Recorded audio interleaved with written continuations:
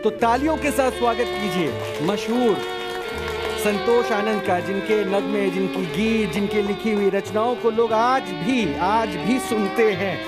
एक प्यार का नगमा है।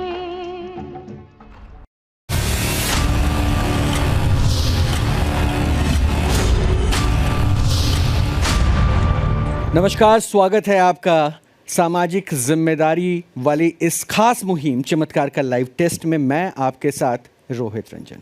एक बार फिर आपके डिमांड पे, यानी पब्लिक डिमांड पे, हमारे साथ कंबल से चमत्कार करने और हड्डियों से संबंधित हर रोग को ठीक करने वाले कंबल बाबा मौजूद हैं। बाबा हमारे शो में कई बार आ चुके हैं, तो पहले स्वागत बाबा आपका, कंबल वाले बाबा का और गणेश यादव जी का बहुत बहुत स्वागत है।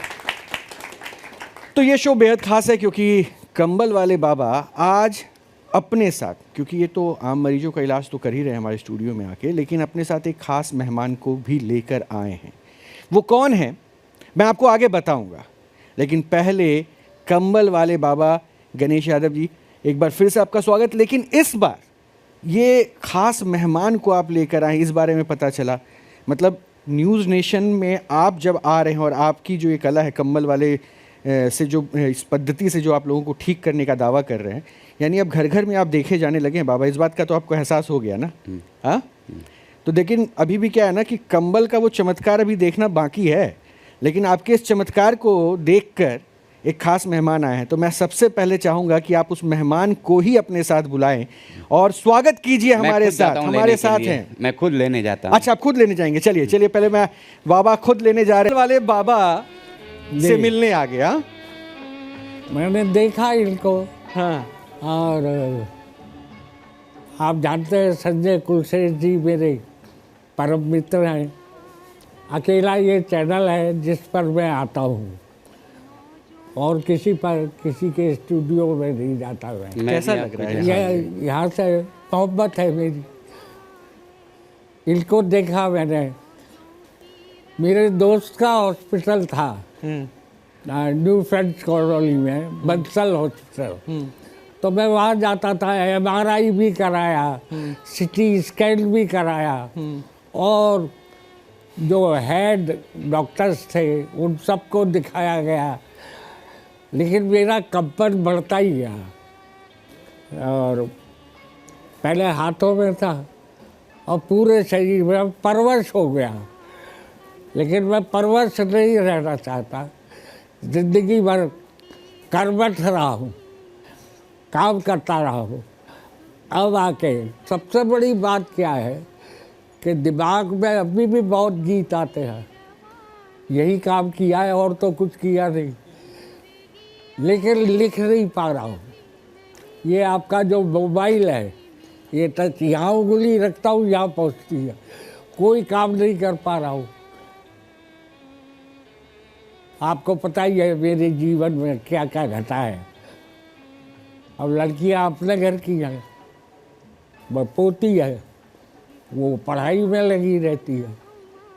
मेरा काम और परिस्थितियाँ ऐसी है कि कोई मैं सेवा के लिए आदमी भी नहीं रख सकता, ऐसी परिस्थितियाँ बनी। तो आज आया हूँ आप सब के सामने इलाज कराऊंगा। आपको पता है, आपकी कृपा है, आपकी कृपा है। ये गीत मैंने नहीं लिखे, आप लोगों ने लिखवा दिए मुझसे। आपको पता है ये सारे लोग जो है ना, ये इनमें से हर कान ने आपकी लिखी गीतों को सुना है। मैं जानता हूँ और अभी भी लिखता रहता हूँ। लिख तो नहीं पा रहा। अब जैसे है यहाँ बड़े बड़े विद्वान बैठे होंगे, आप देखिए मैंने प्रमाणिक तौर पे एक बात कही है, जितनी है जिंदगी उतनी तो जीने दे, जितनी है जिंदगी उतनी तो जीने दे, थोड़ी सी बची है इसको तो पीने दे, थोड़ी सी बची है इसको तो पीने दे। तो इस तरह से आता रहता है कुछ ना कुछ। जुनूनी आदमी रहा हूँ, जिंदगी भर जुनून में काम किए हैं। लेकिन अब आके समझ नहीं आ रहा, क्या कभी कभी आईने में देखता हूँ, आईने में देख के फिर सोचता हूँ, क्या ये मैं वही हूँ जो घड़ी में यहाँ घड़ी में कहीं काम करता था। काम में मजा, नींद से तो बहुत बड़ी दुश्मनी थी मेरी, छोटा बहुत कम था, काम का जुनून था। आज आया हूँ, अब मुझे ये पता नहीं था कि यहाँ मैं अपने गीतों की व्याख्या करने नहीं आया, या तो मैं अपने शरीर की व्याख्या कराने आया हूँ। वो होगा कम्बल वाले बाबा।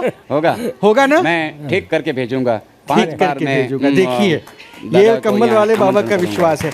और सुनिए संतोष जी, आपकी दुआओं से तो हुआ। जब ये गीत लिखे मैंने, तब ये थोड़ी सोचा था कि ये घर घर में पहुंच जाएंगे। आज दुनिया में कहीं भी जाता हूँ। अब तो मैं 3-4 साल से मैंने विदेशों में जाना बंद कर दिया है, क्योंकि 2 आदमी तो वैसे चाहिए अब मुझे।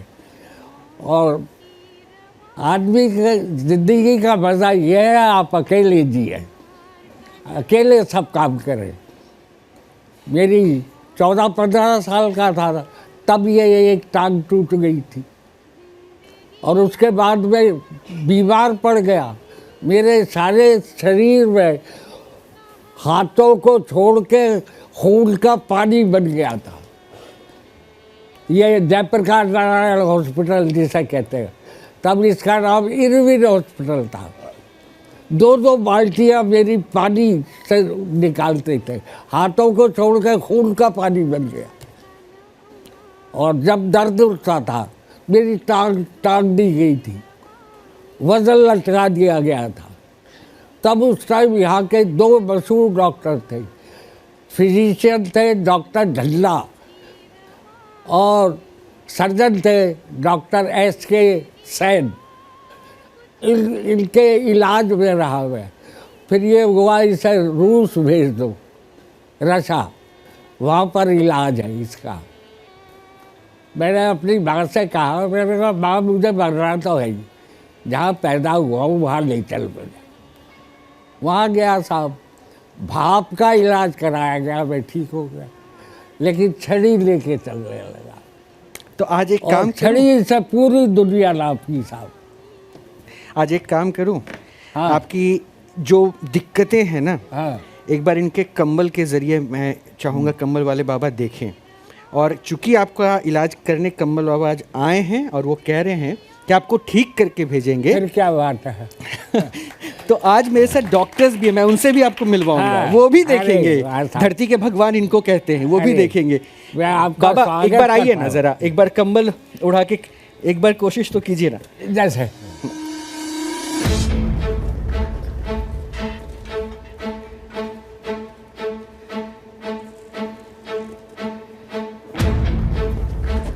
मैंने मरीज देख लिया है, बीमारी क्या है मुझे पता है, लेकिन मेरी भी आज शरत रहेगी। हम जब छोटे छोटे थे, 7-8-10 साल के थे, तब आपका एक गाना आता था, एक गाना नहीं बहुत गाना, वो गाने की मैं एक चिट्ठी लेके आया हूँ आज। अच्छा, आप चिट्ठी लेकर आए? हाँ, चिट्ठी लेके आया हूँ।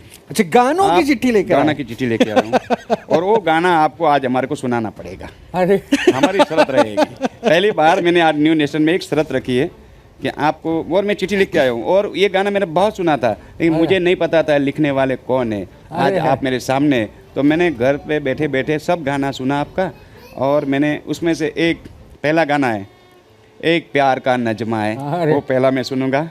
अच्छा, उसके बाद आप इलाज करेंगे? हाँ, उसके बाद मतलब आपने कंबल उड़ा के हाँ, इनकी मैंने परेशानियों को देख लिया? मैंने देख लिया है, लेकिन अच्छा। मैं गाना सुनूंगा, थोड़ा अच्छा, एनर्जी लाऊंगा। एनर्जी लाएंगे।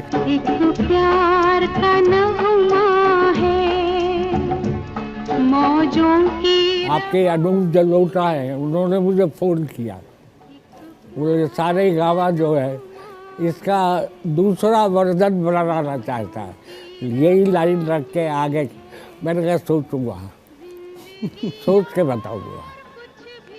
आते हैं, फोन आते हैं, आ रहे हैं, चलता है, लेकिन जब तक मैं ठीक नहीं होऊंगा। अच्छा, आपने कहा ना अनूप जलोटा, जैसे उनको पता चला ना कि आप आ रहे हैं, उन्होंने आपके लिए संदेश भेजा है और सबको अरे। मैं सुनाऊंगा। उन्होंने आपके लिए कुछ बोला है, अच्छा। संदेश भेजा है, आप अच्छा। सुनेंगे? मैं सुनवाऊं?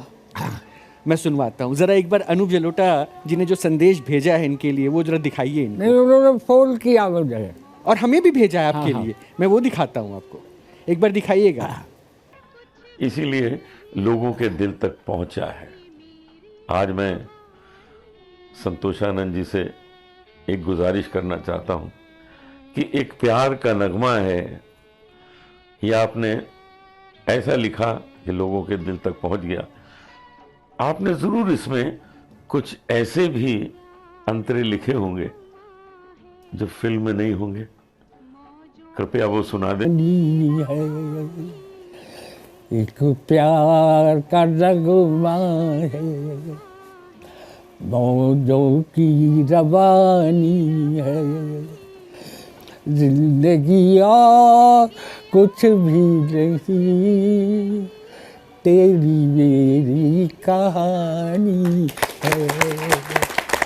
एक प्यार का नगमा है, कुछ पाकर खोना है, कुछ खोकर पाना है, जीवन का मतलब तो आना और जाना है।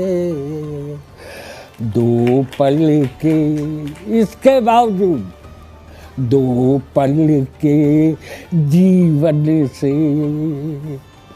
एक उम्र चुरानी है, जिंदगी और कुछ भी नहीं, तेरी मेरी कहानी है, तेरी मेरी कहानी है। प्यार का नगमा है। ये आज भी एक एक शब्द शायद एक नई ऊर्जा उत्साह देता है और हर इंसान से जुड़ा है। ये गाने कभी पुराने नहीं हो सकते, ये लोग जो भी बोल दें, और आज भी मालूम है बॉम्बे से रोज फोन आ रहे, अफवाहें फैल रही है। संतोष आनंद को तो करोड़ों रुपए इस गाने की रॉयल्टी आ चुकी है। मैंने कहा अच्छा है, ब्रह्म बना रहे। तो उन्होंने कोई इंजेक्शन लगा दिया मेरे, वो रिएक्ट कर गया जी। तो मेरे टांग में यहाँ बहुत दर्द होता था। तो टांग की हड्डी कहाँ से टूटी थी, यहाँ से या ऊपर से? यहाँ कूल्हे की हड्डी टूटी? यहाँ तो फिर ये बढ़ी ही जी। नहीं, पानी से ये गल गया सब। जी जी। उस वक्त आपकी उम्र क्या रही होगी? 15-16 की थी। जी जी। जवान था, अच्छा खिलाड़ी था। जी। रेस में तो मैंने बड़े इनाम लिए थे, लेकिन तो उस चोट के बाद आप बता रहे थे कि आपको डॉक्टरों ने रशिया जाने की सलाह दी नहीं, थी। पहले मुझको टाइफाइड हो गया, जी। उसी में चोट तो ठीक हो गई थी। जी। चोट के ठीक होने के बाद आप नॉर्मल चल फिर पा रहे थे? नहीं, मैं उसी में टाइफाइड हो गया। अच्छा। तो उन्होंने कोई इंजेक्शन दे दिया, जो रिएक्ट रिएक्शन कर गया। हो गया। जी जी। तो फिर मुझे वहाँ से यहाँ लाए, इरविन हॉस्पिटल। इरविन में। वहाँ लंबा इलाज चला? वहाँ लंबा क्या जी, बहुत पढ़ाई रहा मैं। और फिर एंड में ये हुआ कि सर्जरी कर दो इसकी, जी। कुछ ऐसा था। तो मैंने अपनी माँ से कहा मुझे तो वापस ले चलो। तो वापस जाने के बाद लगभग कितने दिनों में आप ठीक हुए? मैं मतलब वहाँ पर ये भाप का इलाज दिया गया, मेरे टांग तो सूजी हुई थी जी मेरी। जी जी। तो वो डब्बा होता है ना, जो आपके एनिमा में जी, लगता है, उसके रबर से मतलब ये दिया जाता था। और फिर छींटे पड़ जाते थे तो बड़ा जलन। और ठीक होने के बाद फिर आप नॉर्मल चल पाते थे या नहीं, आपको नॉर्मल किसी नहीं, चीज़ मैं छड़ी की जरूरत पड़ी? ये टांग छोटी, जी, ये मैं समझ बड़ी गया। नहीं। क्या लग रहा है डॉक्टर? तो ये नॉर्मली जो डिस्क्रिप्शन बता रहे हैं, बचपन में जब इनको चोट लगी थी तो कूल्हे की हड्डी में शायद कोई फ्रैक्चर हुआ था और उस टाइम नहीं, में फ्रैक्चर हुआ था यहाँ, जी जी यहाँ।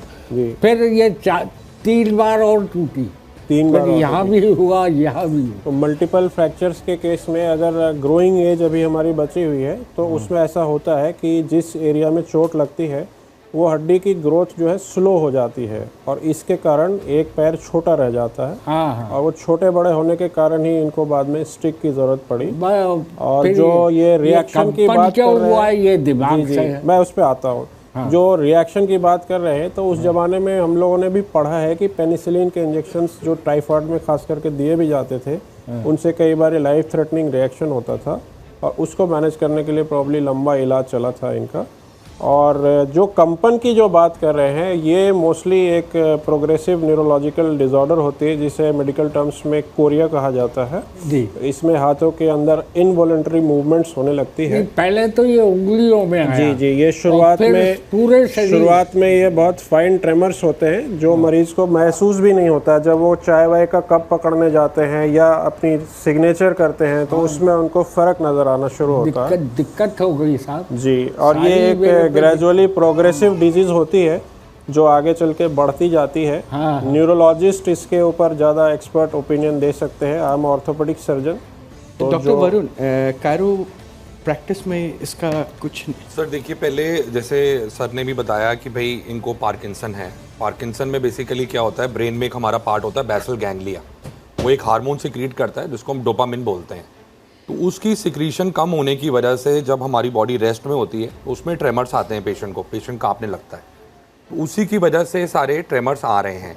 तो इसके लिए यूजुअली ड्रग्स होती हैं जो कि रिकमेंड की जाती है। मुझे हाँ, उसके अंदर सिंडोपा ड्रग होती है जो कि पेशेंट को रिकमेंड की जाती है। हेड थे, मैं नाम भूल रहा हूँ, उनसे भी सब तरह के MRI CT स्कैन सब कराए दिए। कायरोप्रैक्टिक पॉइंट ऑफ व्यू से देखने फिर के लिए मैंने हमें एक छोड़ बेड चाहिए दिया। होगा, अब उस पे ही हम एवेल्युएट कर 4-5 पाएंगे साल कि से क्या मैंने किसी पोजीशन को है। दिखाया भी नहीं। फिर मैंने सोचा, अब ये देख रहा था तो संजय जी मेरे बहुत न्यूज रिलेशन एक तरह से परिवार है मेरा। तो मैं यहाँ मतलब मैंने उनसे कहा बस आप देखिए साहब भविष्य में डॉक्टर आप लोगों अच्छा, की आप- दुआएं चाहिए मुझे। मेरे को बताएंगे आपको डायबिटीज़ कब से है, कब से शुरू हुई डायबिटीज़ की प्रॉब्लम? अब ये मेरे मैं क्या बताऊँ, मेरी दुर्घटना का आप लोगों को पता है कि नहीं है। मेरे साथ एक बहुत बड़ी दुर्घटना हुई पारिवारिक, तो उसके बाद से ये बढ़ गया। मैं वो वाक्या आप लोगों के सामने साझा करूंगा। तो कंट्रोल में रहती है आपकी डायबिटीज़? शुगर आप चेक करते हैं शुगर- रेगुलरली? मैं चेक ही नहीं कराता अब, मैं सही कह रहा हूँ क्योंकि कि कभी जाऊँगा और वो यार इससे खाओ पियो मस्त रहो। आइए मैं डॉक्टर, सही कह रहा हूँ। आइए डॉक्टर, सब प्लीज छोड़ दिया आइए मैंने। Doctor Varun please. तो डॉक्टर वरुण, कायरो प्रैक्टिस में इस एज में भी रिकवरी के चांसेस हैं? सर देखिए, कायरोप्रैक्टिक के अंदर बेसिकली पहले हमें एवेल्युएशन करनी पड़ेगी कि बॉडी के बायोमैकेनिक्स में क्या चेंजेस आए। बैठिए ना प्लीज। बॉडी की बायोमैकेनिक्स में क्या चेंजेस आए हैं। तो कायरोप्रैक्टिक लोगों को लगता है कि न्यूरोलॉजिकल केसेस में हेल्प नहीं करेगी, लेकिन जहां पेशेंट को स्पास्टिसिटी होती है, स्टिफनेस आ जाती है, बॉडी में जकड़न आ जाती है, उसको कम करने के लिए हम कायरोप्रैक्टिक का यूज़ करते हैं। और जैसे एज फैक्टर है, इसके अंदर हम सॉफ्ट कायरोप्रैक्टिक करेंगे और प्लस हमारे पास कुछ मैनिपुलेशन टूल्स रहते हैं, उससे हम लोग इसके अंदर ट्रीट कर सकते हैं कायरोप्रैक्टिक से। अच्छा बाबा, कम्बल वाले बाबा, डॉक्टर्स के ओपिनियन को आपने सुन लिया ना। ये उम्र भी आप देख रहे हैं संतोष जी की, इनकी दिक्कतों को भी आपने, क्या इस उम्र में भी कंबल से चमत्कार हो जाएगा? 86 एज है। हाँ, यहाँ पे एक नस होती है, जो मैं तो कोई पढ़ा लिखा हूँ नहीं। यहाँ एक नस आती है, वो नस डैमेज हो जाएगी अथवा कमजोर हो गई, उसकी वजह से पूरा शरीर का कंपन होता है। तो वो हाँ, ठीक हो जाएगा? ठीक हो जाएंगे। कितना समय लगेगा? मतलब 5 एक बार। कंबल वाले बाबा से 5 बार मेरे यहाँ 5 बार का बोलता हूँ, आपको तो पता ही है, मैं 5 बार आता देखिए, हूँ। बहुत उम्मीद करके हाँ। इन्होंने ये कहा कि मैं कंबल वाले बाबा के पास जाना हूँ, आज इसलिए हमने डॉक्टर्स को भी आमंत्रित किया। और जो दर्शक यहाँ बैठे हैं वो अपनी दर्द में, अपनी तकलीफ़ में भी हैं, लेकिन उनकी तकलीफ़ और दर्द में इनके नगमे, इनकी जो लिखी गीत है ना, वो एक दवा का काम कर रही है, इसलिए वो भी इनको सुनना पसंद कर रहे हैं। इसलिए मैं बोल रहा हूँ ना, बहुत सारी उम्मीदें हो जाती है फिर कंबल से, तो ठीक हो जाएंगे। ठीक हो जाएंगे। अच्छा, अब एक बात बताइए, आपने इनका कंबल देखा कैसा है? कंबल, ये बोलते हैं कंबल में जो चमत्कार है वो उनके पास होगा, मुझे तो मैं दिखाता हूँ ना। कंबल बाबा लगा। दिखाइए ना कंबल संतोष जी को। ये देखिए, ये है वो कंबल। मैं संतोष जी को भी चाहूंगा कि एक बार वो भी टच करके देखें कि ये कंबल कैसा है। बस, ऐसे शॉल मेरे पास भी है, कलर दूसरा है। अच्छा, तो कहानी भी है इसकी, कंबल कैसे इनको मिला? बाबा इनको बताइए। मैं तो 4 सही। साल का था। ये कैसे मिला आपको? मैं 4 साल का था, रात को उठ के बोलता था लाओ मेरी कम्बल मैं ठीक करता हूँ, लाओ मेरी कम्बल मैं ठीक करता हूँ। मैं 4 साल का, मुझे कुछ नहीं पता, और तब मैं बोलता हूँ कि उसको ये बीमारी है, लाओ, मैं उसे कम्बल उड़ा के हाथ लगा देता हूँ और वो आदमी अच्छा हो जाता था। मुझे खुद को ही पता नहीं मैं बाबा कब बना हूँ। कमाल है। अच्छा देख, अब मैं संतोष जी, ये तो कहानी इनकी सुन ली, अब मेरा इलाज हो जाए तो कमाल है। तो इसीलिए तो कंबल वाले बाबा आए आज। अभी भी दुनिया से जाते जाते मैं काम करना चाहता हूँ। विचार आते हैं, बहुत आते हैं, लेकिन लिख ना पाने की वजह से मैं हैंडीकैप, मैंने आज तक हैंडीकैप का कभी सर्टिफिकेट नहीं बनवाया। मैंने आज तक सीनियर सिटीजन का कोई लाभ नहीं लिया। मैं अपने आप को संपूर्ण मानता था जब तक काम करता रहा, लेकिन जिस दिन से काम करना बंद हुआ, लिखना, उस दिन से मैं ये परवश नहीं होना चाहता। मैं, आप यकीन करके मानिएगा, दुनिया के लगभग हर देश में ने मुझे बुलाया, और उससे पहले मेरे गीत पहुंच जाते थे वहाँ, खूब घूमा। लेकिन अब ये 4-5 साल से, 10 साल से मैं तो ये कंपन आना शुरू हुआ, और उसके बाद से 4-5 साल से मैं ज़रा परेशानी महसूस कर रहा हूँ। हारना तो मैंने सीखा नहीं है। मेरा एक गीत है, फिल्म में नहीं है, जिंदगी ये जिंदगी हमारी जिंदगी, हारेगी ना हारी है हमारी जिंदगी। तो मैं जिंदगी से हारने वाला नहीं हूँ, इसीलिए आज आया हूँ। शायद ये गीत थोड़ा कुछ सा और सुनना काम करना है मुझे। मैं खुद चाहता हूँ कि आप अभी और काम करें, और बाबा ने कहा है ना कि आप ठीक होंगे, ये भरोसा आप में है ना, और ये जो काम करने